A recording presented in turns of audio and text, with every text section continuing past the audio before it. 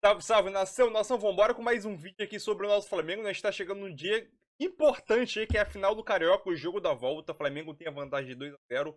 É uma vantagem boa, mas o Flamengo não pode descansar em cima da vantagem, né? O Flamengo vai ter um adversário difícil, que é o Fluminense. Nessa última semana, o Fluminense ganhou pela Libertadores, o Flamengo perdeu. Então o Flamengo, querendo ou não, chega um pouco pressionado, mesmo tendo a vantagem.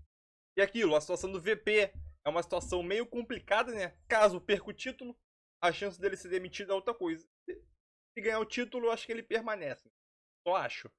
Então vambora para mais um vídeo aí, né? Vai deixando o seu like aí. O seu like é bastante importante para ajudar o canal aí. Tentar bater pelo menos 50 likes nesse vídeo aqui, 50. Então é isso aí, vambora pro vídeo aí. Sobre o Fla-Flu final. O Flamengo tem a vantagem. Espero que o Flamengo consiga apresentar um bom futebol e garantir esse título ali para dar uma tranquilidade lá no clima do clube. Então, vambora pro vídeo aí. Créditos ao canal da ESPN Brasil, né? Link na descrição de créditos. E vambora para o vídeo. Aí a bilheteria tá mais movimentada, hein, Roberta? O que tá acontecendo? Conta pra gente.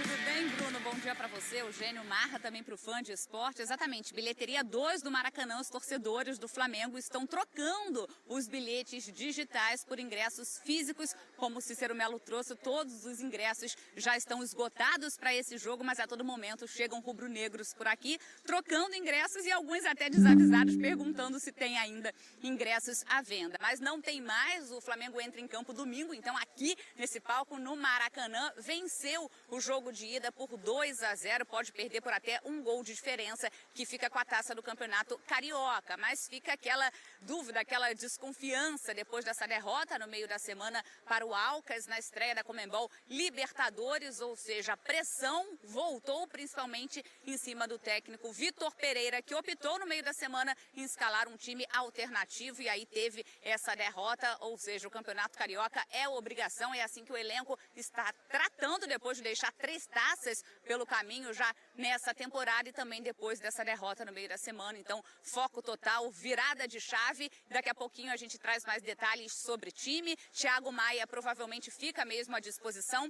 Ontem ele treinou no Ninho do Urubu, treino na parte da tarde. Hoje o Flamengo também treina à tarde no Ninho do Urubu. Então já todos os detalhes desse clássico, Bruno. Você está convidada então, Roberta, para participar dessa discussão com a gente, tá? Junto com o Cícero, com o Marra e também com o Eugênio sobre o Fla-Flu. E a Roberta descobriu um camarada talentosíssimo com esses dois jogadores, ó, Cano e Gabigol.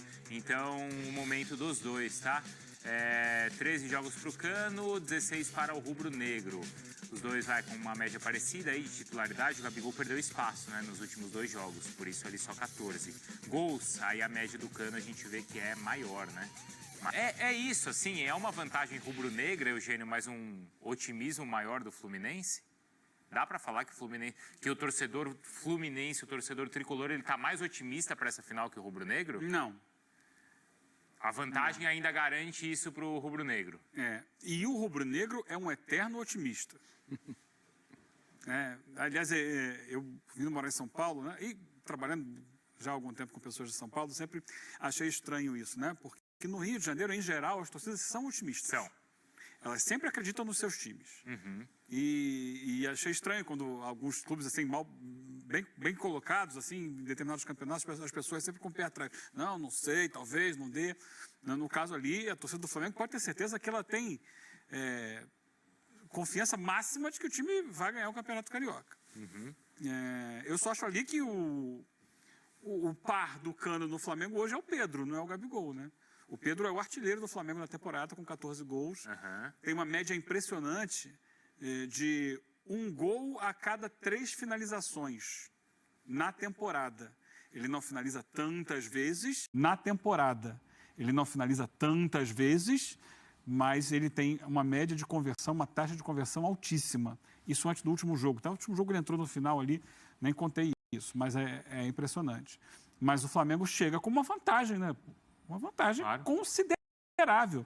Vamos lá, esquece o meio de semana. Uhum. Terminou o primeiro jogo do Maracanã sábado passado. O Flamengo vence por 2-0. O Fluminense não tem o seu lateral direito titular, o Samuel Xavier, que é um jogador que participa muito da construção ofensiva da equipe. Está sempre ali naquelas triangulações, tabelas, pelo lado do campo e pisando na área, às vezes. Não tem. Vai jogar o Guga, que é um jogador recentemente incorporado ao elenco, não está tanto no espírito assim ainda do Fernando Diniz, embora seja um bom jogador. Aí não tem, provavelmente, não vai ter o Martinelli no meio-campo. Aí, por um lado, eu particularmente, eu achava que o Martinelli fazia uma má partida no jogo de ida. E, observando o jogo, me perguntava por que ele permanecia em campo até tão tarde do jogo. Eu já, no lugar do Diniz, teria tirado o Martinelli e teria buscado uma outra alternativa. Ele não faz isso, ele só sai machucado. E aí ele pode promover a entrada do Marcelo na lateral esquerda com o Alexander vindo para o meio, que já jogou bem contra o Sporting Cristal. Mas é desfalque. Sim, claro. O parceiro Washington. Roberta, e por outro lado o Flamengo, hein? Porque eu acho que independentemente do resultado, né, Roberta? Me parece que a situação do Vitor Pereira não é nem um pouco estável, certo? Exatamente, o Bruno. E ele ficou até mais exposto, né? Depois de escalar esse time alternativo na estreia da Conmebol Libertadores, deixou a maioria da equipe titular no banco de reserva. E só Santos e o Matheus França titulares no primeiro jogo contra o Fluminense aqui mesmo no Maracanã, que apareceram então entre os 11. Até o Vitor Pereira falou, não, mas eu não trabalho só com 11 jogadores, né? Trabalho com o grupo, só que não é assim a visão também do torcedor. O Cícero conversou lá com alguns torcedores do Fluminense, eu já falei, cerca com 10 rubro-negros, mais ou menos, por aqui. Eles estão otimistas, acreditam que o Flamengo vai vencer, placar de 2-0, ou seja, que vai conseguir conquistar esse título depois de 3 taças terem ficado pelo caminho nesse início de temporada, mas todos, eu falei com uns 10, 12 torcedores por aqui, todos ali falando que o Vitor Pereira não tem que permanecer, mesmo se o Flamengo conquistar esse título do Campeonato Carioca, que isso não pode ser parâmetro para a permanência do treinador. Foi isso que eu ouvi por aqui, Bruno. Ele não tem paz, né, Marra? Depois dessa decisão, ele vai ter estreia na Copa do Brasil contra o Maringá e também Brasileirão contra o Curitiba. É uma situação que vem se arrastando, né? Quando ele vive momentos. Ele vive momentos. Ele mudou o time, ele tem conseguido convencer que a ideia dele é uma ideia diferente da ideia do início do ano. Mas a sensação é que está sempre em turbulência. Sempre. Mesmo se vencer o título, né, Eugênio? Me parece que o passaporte ali, ele é carimbado 2 vezes por semana, ele tem que carimbar. Ele não vai ter um visto longo de tranquilidade.